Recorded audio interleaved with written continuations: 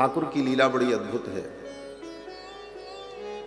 भगवान स्वयं की कथा सुनकर के परमानंद का अनुभव करते हैं। भक्तों को तो भगवान की कथा से आनंद मिलता ही है, भगवान को भी अपनी कथा, जब उनकी कथा कोई भक्त गाता है, सुनाता है, तो ठाकुर को सुन करके आनंद आता है। लेकिन कथा उन्हीं की, लीला उन्हीं की, उनको क्या आनंद, उनको तो सब पता ही है। तो हमारे पूज्य स्वामी जी महाराज कहा करते थे, जैसे आज के जमाने में बड़ी सुंदर सुविधा है, कैमरा के माध्यम से सब कुछ आप रिकॉर्ड करके रख लो। अक्सर आप देखते हो कि किसी के घर में विवाह हुआ, कोई उत्सव हुआ, तो सब कुछ रिकॉर्डिंग होती। तो विवाह की रिकॉर्डिंग करने के बाद जब विवाह समाप्त हो जाता है, सारे काम से फुर्सत हो जाती है, तो पति पत्नी बैठकर अपने ही ब्याह की रिकॉर्डिंग को देखते हैं चला चला कर। अच्छा, ये भी आए थे, इस कार्यक्रम में ऐसा भी हुआ था, तो उनको आनंद का अनुभव होता है। अब कोई प्रश्न करे, भाई ब्याह तो तुम्हारा ही था और तुमको देख करके क्या आनंद मिल रहा है? बोले उस समय तो ब्याह की व्यस्तता थी, उत्सव की व्यस्तता थी, कौन आया कौन गया समझ में ही नहीं आया। अब आराम से देख रहे हैं तो सब अनुभव हो रहा। उसी प्रकार भगवान भी जब लीला करते हैं तो उस लीला में इतने तन्मय हो जाते हैं कि बहुत कुछ भगवान अनुभव उस समय जैसा उन्हें होना चाहिए, करना चाहिए, वैसा नहीं कर पाता। जब वह लीला पूर्ण हो जाती है तो भक्तों के हृदय में, वाल्मीकि, देवर्षि नारद, व्यास जैसे महामुनियों के हृदय में वो कथा रिकॉर्ड हो जाती, वो लीला सुरक्षित हो जाती है, और समय आने पर वे भक्त जब उसे गाते हैं तो भगवान भी बैठ करके सुनते हैं और आनंद लेते हैं, दर्शन करते हैं। इसलिए भगवान को कथा में आनंद का अनुभव होता है। और राधा माधव, श्री राधा श्याम सुंदर भगवान, बोले इनको तो राम कथा इतनी प्यारी है ना कि द्वारिकापुरी में द्वारिकाधीश भगवान कृष्ण जब कभी समय मिले, पूर्ण अवसर हो, तो मनोरंजन के लिए, आनंद के लिए, मनोविनोद के लिए भगवान श्री कृष्ण रामलीला का आयोजन करते थे। और उस रामलीला में स्वयं राम की भूमिका में पात्र बन करके भगवान स्वयं रामलीला का अनुकरण करते। और द्वारिका के लोग जब भगवान कृष्ण को राम के रूप में दिखते थे तो संपूर्ण अयोध्या के रूप में द्वारिका का ही अनुभव होता था। भगवान स्वयं अपनी लीलाओं का अनुकरण करते हैं, लीला करते हैं। कई जगहों पर ऐसा वर्णन है कि द्वारिका में रहकर भगवान श्री वृंदावन की लीला का भी मंचन करते। कभी कभी भक्तों को यह होता, द्वारिका के भक्तों को यह होता कि वृंदावन में ठाकुर ने जो लीला की वो तो हम नहीं देख पाए, तो भगवान उन लीलाओं का वहां पर मंचन करते द्वारिकापुरी। और अलग अलग लोग पात्र की भूमिका में रहते, कोई सखा बनता, कोई नंद बाबा बनते, कोई यशोदा बनती। राधा रानी की भूमिका में कौन होता? बोले भगवान श्री कृष्ण के पुत्र शांब, जाम्बवती के पुत्र शांब ही राधा रानी की भूमिका में उस लीला में अभिनय करते थे। ऐसी मधुर लीलाएं भगवान द्वारिकापुरी में करते। तो भगवान की ये लीलाएं, मंगलमयी लीलाएं भगवान को भी अत्यंत प्रिय हैं। राधा माधव को ही, भगवान श्री राधा श्याम सुंदर को ये कथा श्रवण करनी थी, इसीलिए सब संयोग बन गया। उनका संकल्प सत्य हो रहा है और श्री राधा माधव के सम्मुख ही बैठकर हम सभी लोग इस कथा का 9 दिनों तक चिंतन करेंगे। श्री रामायण के माध्यम से श्री रामायण महाकाव्य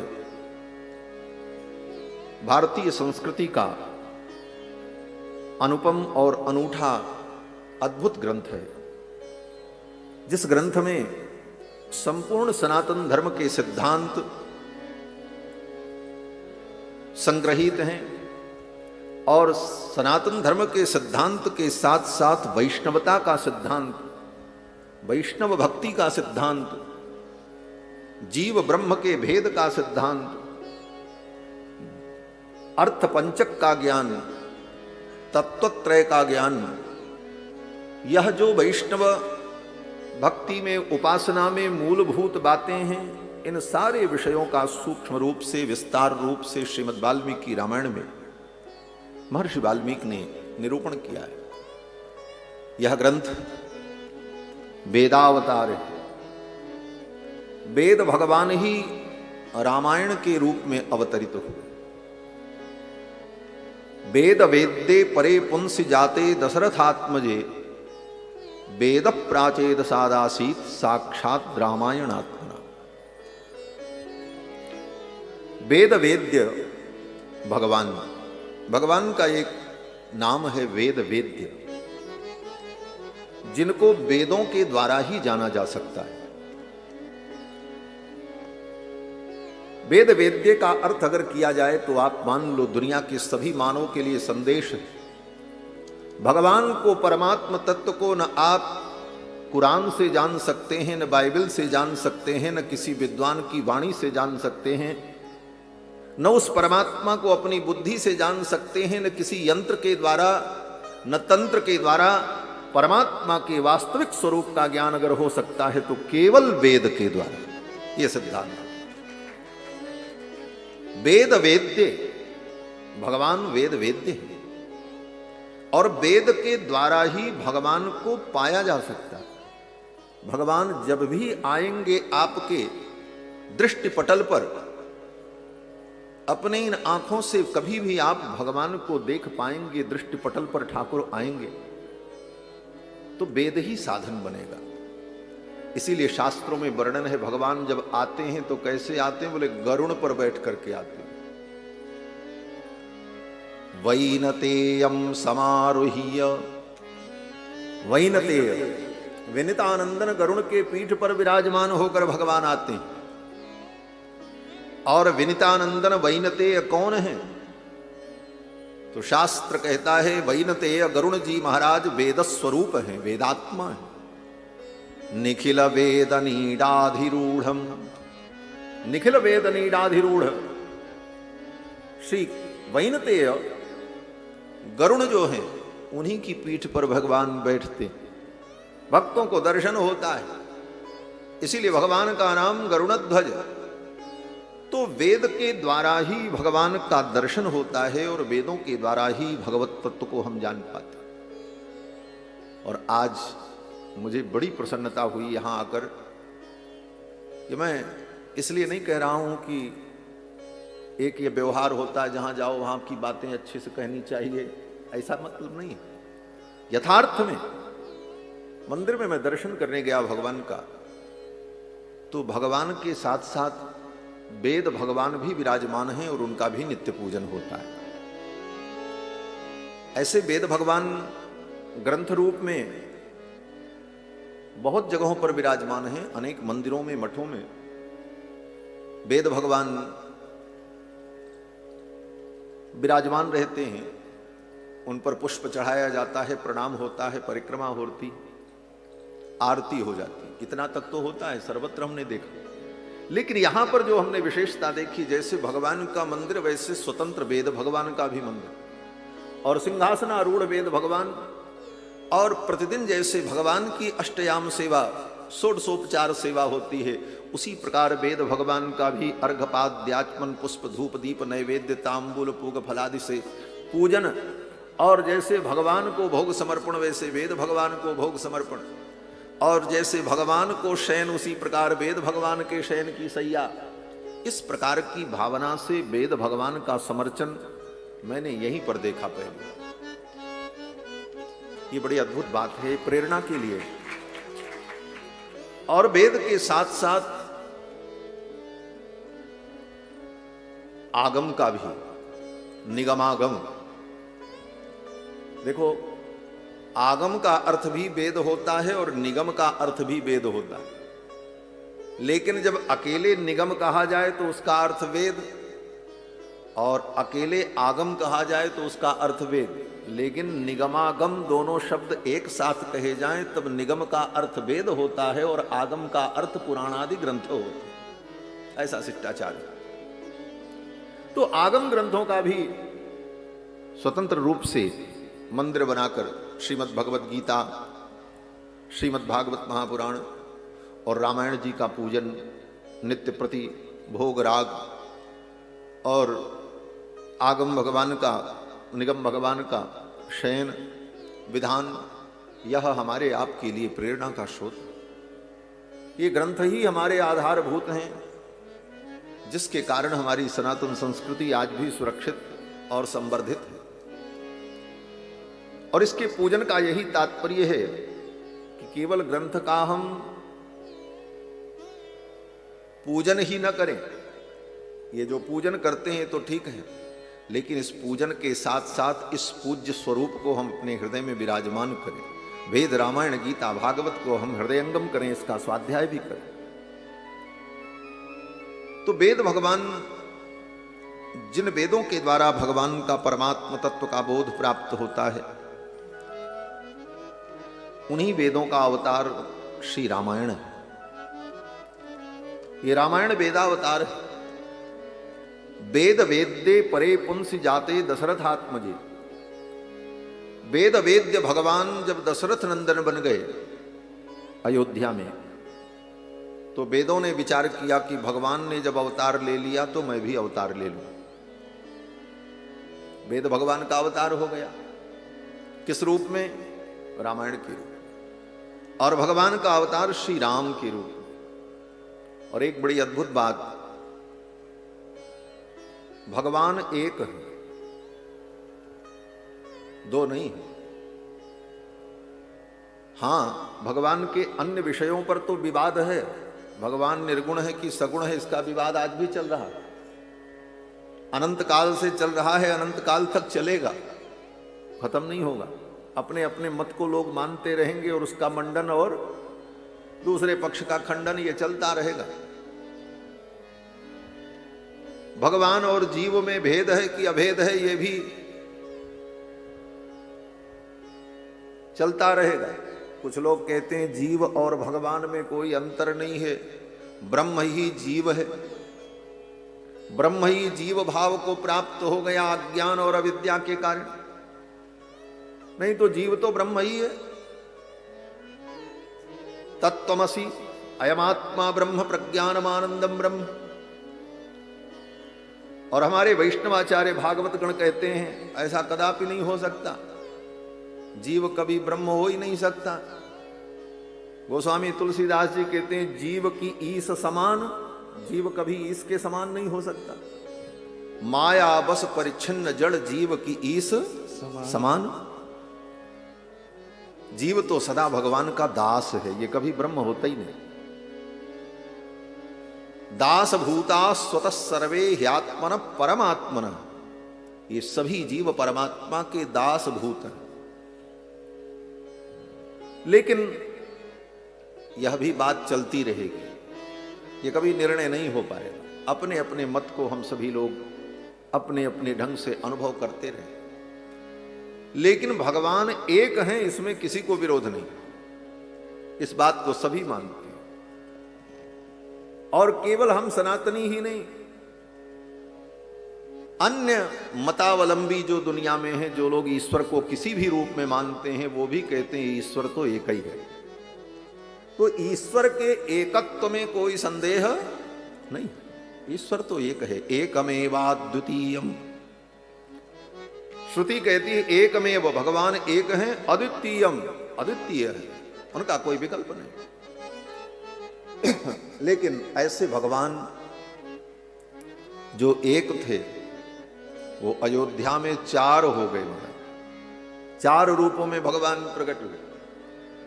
एक ही ठाकुर चार रूपों में प्रकट होते हैं अयोध्या में।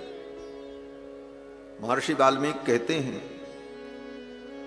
कि जब श्री दशरथ जी महाराज का यज्ञ चल रहा था, तो भगवान ने विचार किया मैं इनका बेटा बनूं और एक रूप में नहीं, चार रूपों में मैं प्रकट हो जाऊं।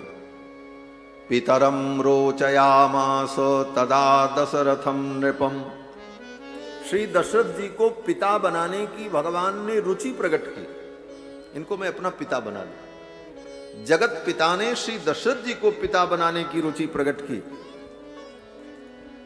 और भगवान ने कृत्वात्मानं चतुर्विधम, अपने आप को 4 रूपों में भगवान ने प्रकट किया।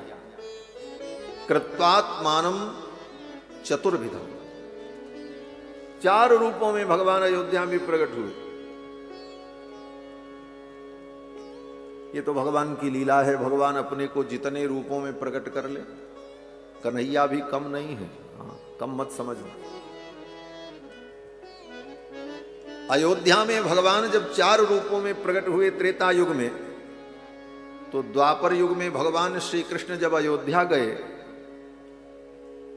काय को गए? बोले ब्याह करने गए। ठाकुर जी का कन्हैया का एक विवाह हमारी अयोध्या में हुआ।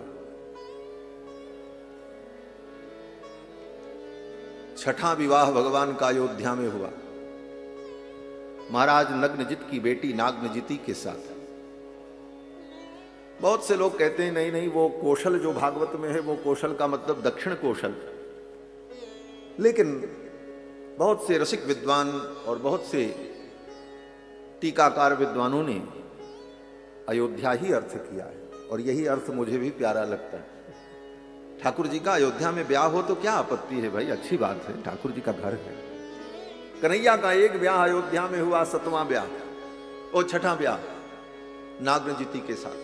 तो भगवान जब अयोध्या में पहुंचे कन्हैया कृष्ण, तो सोचा कि उस बार जब आए थे तो 4 रूप धारण किया था, इस बार 7 रूप धारण कर ले।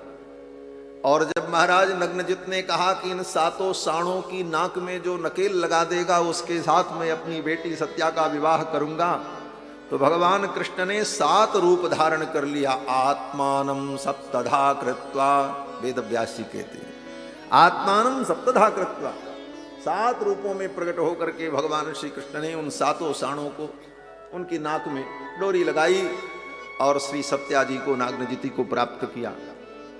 तो भगवान श्री अयोध्या में एक ठाकुर 4 रूपों में प्रकट हुए। कृत्वात्मानं चतुर्विधम। तो वेदों ने विचार किया कि जो भगवान एक हैं वो 4 हो गए, हम तो पहले ही से 4 हैं। चारों वेद, ऋग्वेद, यजुर्वेद, सामवेद, अथर्ववेद। तो वेदों ने विचार किया कि एक भगवान जब 4 हो गए, तो अब हम चारों वेद मिलकर के एक हो जाएं और हम भी अवतार ले लें। तो चारों वेदों ने मिल करके संयुक्त रूप से रामायण के रूप में अवतार ले लिया। ये रामायण वेदावतार है।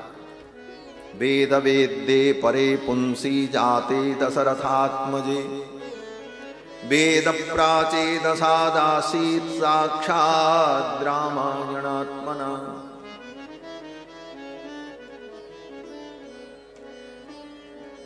भगवान ने अवतार के लिए दशरथ जी को चुना कि मैं इनका बेटा बनूं, इनके द्वारा मेरा अवतार हो।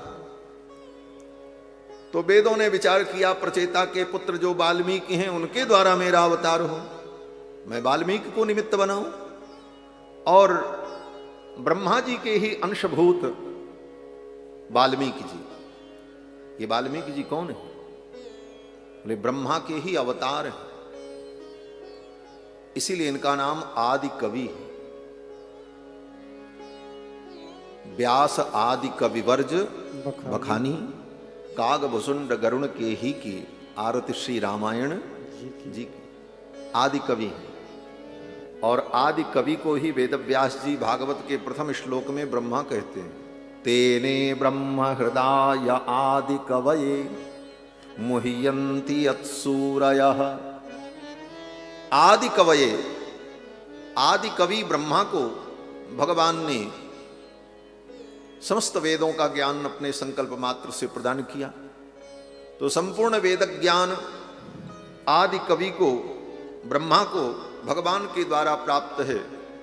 तो वही आदि कवि ब्रह्मा जी वाल्मीकि के रूप में प्रकट हुए और उन संपूर्ण वेद ज्ञान को ही रामायण के रूप में, इस महान ग्रंथ के रूप में प्रस्तुत किया, प्रकट किया। वेद वेद्ये परे पुंसि जाते दशरथात्मजे, वेद प्राचेद सादासीत साक्षात रामायण। रामायण के रूप में वेद भगवान का अवतार हुआ। और जिस प्रकार वेदों के द्वारा हम परमात्मा को जानते हैं, परमात्मा को जानने का साधन वेद है, उसी प्रकार भगवान को जानने का साधन रामायण है, क्योंकि यह भी तो वेद का अवतार है। रामायण के द्वारा ही भगवत तत्व को हम ठीक ठीक अनुभव कर सकते हैं। श्री रामायण 24,000 श्लोकों में महर्षि वाल्मीकि ने इस महान ग्रंथ को निबद्ध किया। 500 सर्ग, 7 कांड, 6 कांडानि तथोत्तरम, 6 कांड, बालकांड, अयोध्या कांड, अरण्य कांड, किष्किंधा कांड, सुंदर कांड, युद्ध कांड और उत्तर कांड। श्रीमद् रामचरितमानस में जो 7 कांड हैं, उसी प्रकार श्रीमद् वाल्मीकि रामायण में भी 7 कांड हैं, लेकिन एक कांड के नाम का अंतर है। जिस कांड को गोस्वामी तुलसीदास जी ने लंका कांड कहा, उसी को वाल्मीकि जी ने युद्ध कांड कहा, और लंका में ही युद्ध हुआ। तो युद्ध को प्राधान्य रूप में स्वीकार करके वाल्मीकि जी ने उसका नाम युद्ध कांड रखा, और गोस्वामी जी ने सोचा ये युद्ध लंका में हुआ है, इसलिए इसका नाम लंका कांड। अंतर केवल इतना, बाकी 7 कांड के नाम वही, 6 कांडानि तथोत्तरम। अब वर्तमान में बहुत से ऐसे चिंतक विचारक हैं जिनको लगता है कि वाल्मीकि रामायण का उत्तरकांड वाल्मीकि रामायण का अंश नहीं है, वो प्रक्षिप्त है। परंतु अगर उत्तरकांड को हम प्रक्षिप्त मान लेंगे तो भगवान की बहुत सी मंगलमयी कथाओं से वंचित हो जाएंगे, बहुत से सिद्धांत खंडित हो जाएंगे, और 7 कांड की रामायण है, यह रामायण भी अपूर्ण रह जाएगी। प्रारंभ में ही वाल्मीकि जी कहते हैं खट कांडानि तथोत्तरम, 6 कांड और अंत में उत्तर कांड। तो 7 कांड में 500 सर्गों में 24,000 श्लोकों में महर्षि वाल्मीकि ने इस दिव्य ग्रंथ को प्रकट किया। इसकी महिमा अद्भुत है, इसे कोई भी पढ़े, ये सबके लिए। देखो, अवतार का मतलब ही होता है सुलभ होना। सुलभ होने के लिए ही भगवान अवतार लेते। असुरों का संहार करना और धर्म की स्थापना करना, ये सब काम तो भगवान अपने संकल्प से ही कर सकते हैं। भगवान को अवतार लेने की जरूरत नहीं पड़ेगी। विचार करना, जो रावण को पैदा कर सकता है वो क्या मार नहीं सकता? वहीं से बैठे बैठे भगवान संकल्प कर लें, वैकुंठ में, गोलोक में, साकेत में, रावण मर जाएगा, आने की जरूरत नहीं पड़ेगी। भगवान जो अपने संकल्प से अनंत अनंत ब्रह्मांड को उत्पन्न करते हैं, जिनके संकल्प से अनंत अनंत ब्रह्मांड क्षण भर में प्रकट हो जाता है, और जिसको भगवान जैसा चाहते हैं वैसी बुद्धि देकर के नचाते रहते हैं। जो भी प्राणी जो कुछ कर रहा है, सबके प्रेरक तो भगवान ही है। भ्रामयन् सर्वभूतानि यंत्रारूढ़ानि मायया, गीता में भगवान स्वयं कहते हैं। गोस्वामी तुलसीदास जी भी कहते हैं कि उर प्रेरक रघुवंश विभूषण, सबके हृदय में बैठकर सबको प्रेरित करने वाले भगवान। तो धर्म की स्थापना के लिए भगवान को आने की जरूरत पड़े, वहीं से बैठे बैठे भगवान सबकी बुद्धि में प्रेरणा कर देंगे, ये अधर्म है, ये धर्म है, अधर्म छोड़ दो, धर्म करो, धर्म की स्थापना हो जाएगी। धर्म की स्थापना के लिए तलवार और धनुष की भी जरूरत नहीं पड़ेगी। भगवान के संकल्प मात्र से समस्त प्राणियों के हृदय में, बुद्धि में, मनीषा में धर्म प्रतिष्ठित हो जाएगा। तो धर्म की प्रतिष्ठा के लिए भगवान को आना पड़ता है, यह भी कोई बहुत बड़ा महत्वपूर्ण बिंदु नहीं। तब भगवान के अवतार का प्रयोजन क्या है? तो हमारे वैष्णवाचार्य भक्तगण कहते हैं कि भगवान के अवतार का एक ही प्रयोजन है कि यह जीवात्मा जो भगवान से विमुख होकर अनंत अनंत जन्मों से भगवान से दूर हो गया, ये भगवान के चरणों में कैसे पहुंचे, जिसको भगवान इतने दुर्लभ हो गए। अब ये जीव क्या करे, भगवान को कैसे प्राप्त करे? तो भगवान स्वयं जीवों को प्राप्त होने के लिए, सुलभ बनने के लिए अवतार लेते हैं। ये मुख्य प्रयोजन है। सौलभ्य सीमा भूमि ही, सुलभता की सीमा की भूमि है। भगवान सुलभ होने के लिए अवतार लेते हैं।